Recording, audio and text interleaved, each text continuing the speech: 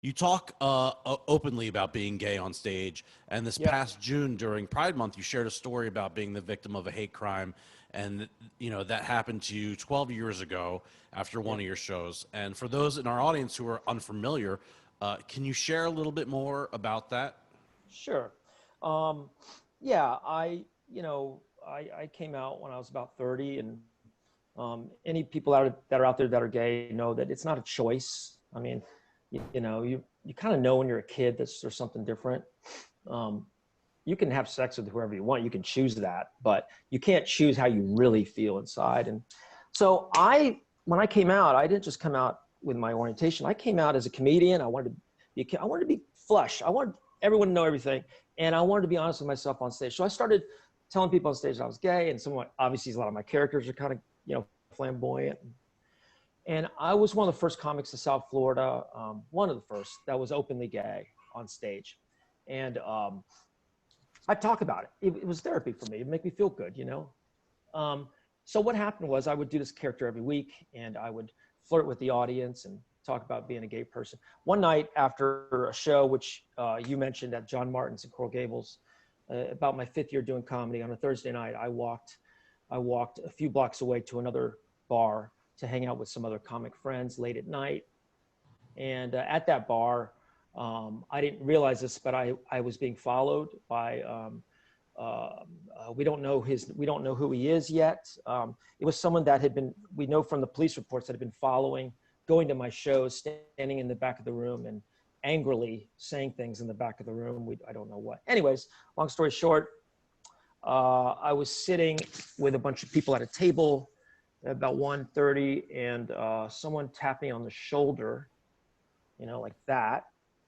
And I was like, what? And they tapped me again, and I was like, okay.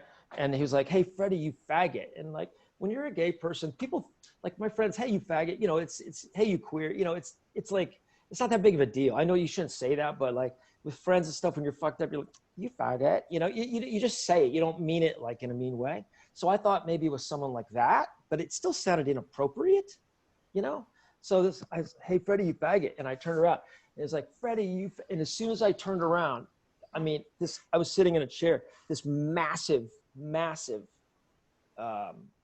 fist hit me, it broke my nose in half. I was knocked unconscious onto the floor, broke my glass. I was bleeding everywhere. It was, I didn't know the person. No one knew who it was. It's a huge, big guy. And he got up and ran out, got in his car and sped away down the street. Police came, fire rescue and all that. And it was a very traumatic,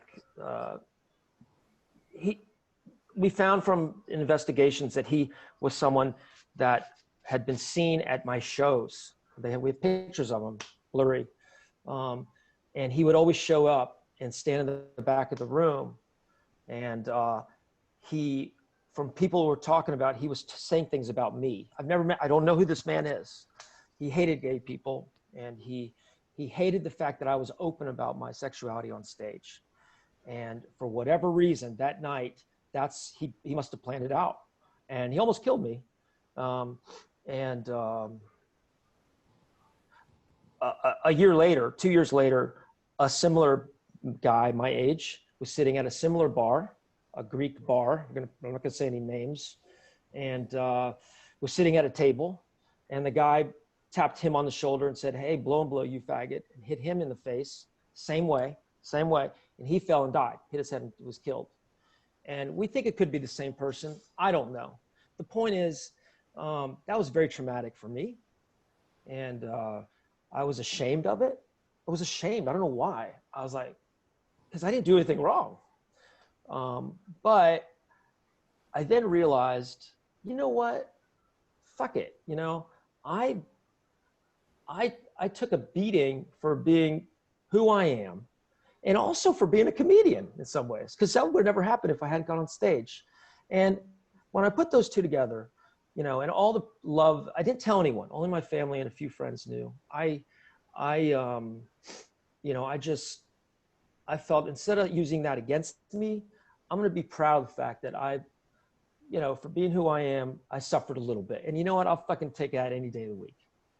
So when people are abused or made fun of or picked on for whatever reason, just remember, virtue wins in the end, and it made me stronger and it made me more gay. It made me more open and proud. And today it's cool to tell those stories, but it wasn't cool to tell those stories back then.